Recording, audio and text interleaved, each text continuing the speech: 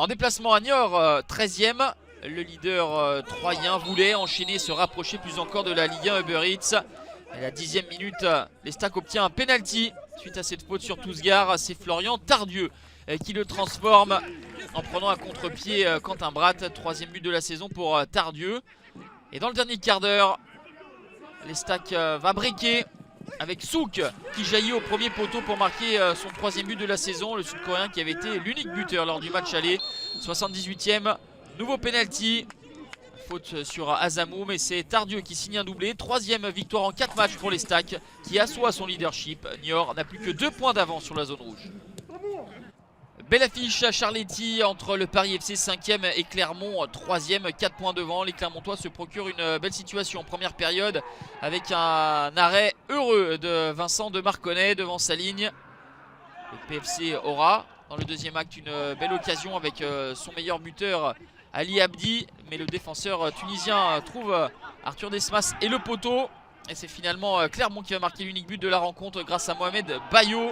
19e but pour le meilleur réalisateur du championnat. Le PFC reste dans les places pour les playoffs malgré cette première défaite depuis 9 matchs.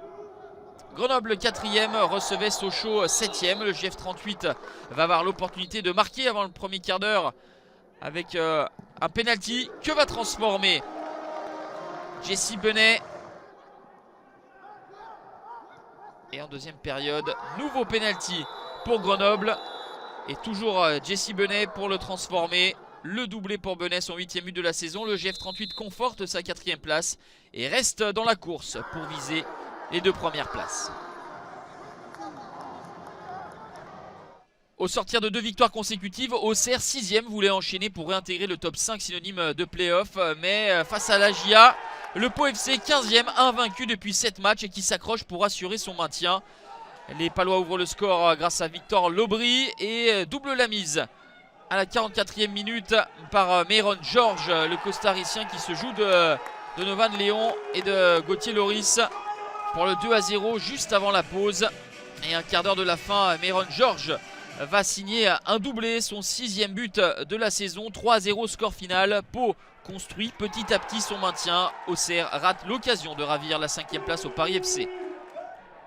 Le duel de milieu de tableau entre Nancy et Ajaccio. Si les Corses ont dominé la première période, c'est Nancy qui sera plus réaliste dans le deuxième acte avec un doublé de Saliousis qui marque tout d'abord à la 63e minute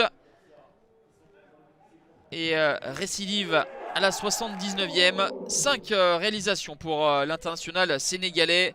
La SNL s'impose donc 2-0 et devant son adversaire du soir pour occuper la 8e place. Les Corses rebasculent en deuxième moitié de classement.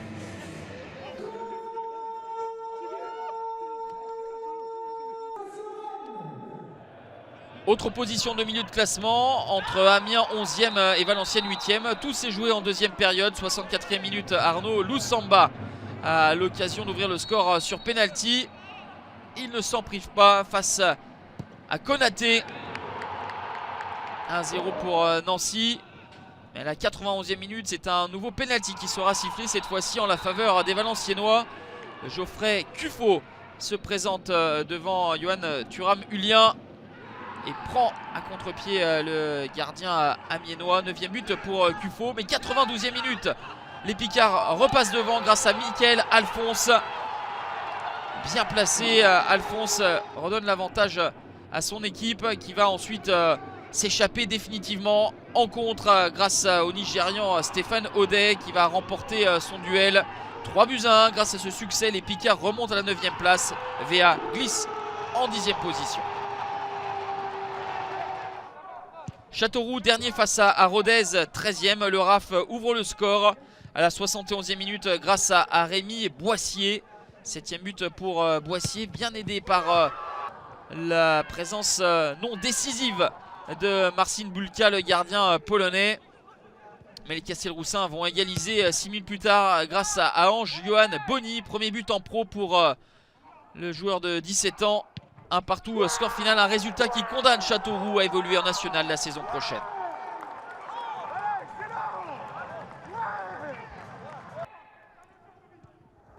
Choc de bas de tableau entre Guingamp barragiste et Chambly.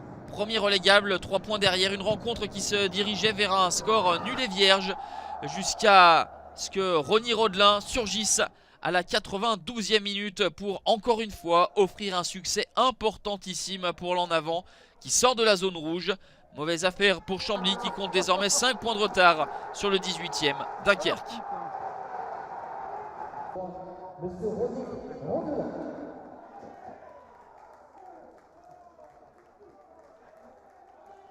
En déplacement à Caen, Dunkerque concède l'ouverture du score. À la 20e minute, c'est Jesse Demingue qui coupe le corner tiré par Cour. 1-0 pour les Canets qui pensent s'offrir un succès précieux. Mais à la 88e minute, Émeric Doudouis obtient un penalty qu'il va lui-même transformer. Et Rémi Rioux, furieux, aura des mots déplacés à l'endroit de Monsieur Tual qui sort le carton rouge. Tous les changements ont été effectués. C'est Benjamin Janot, l'attaquant canet, qui va enfiler les gants, mais le score ne bougera plus. Un but partout. Un résultat qui ne profite à aucune des deux équipes, toujours sous la menace de la relégation.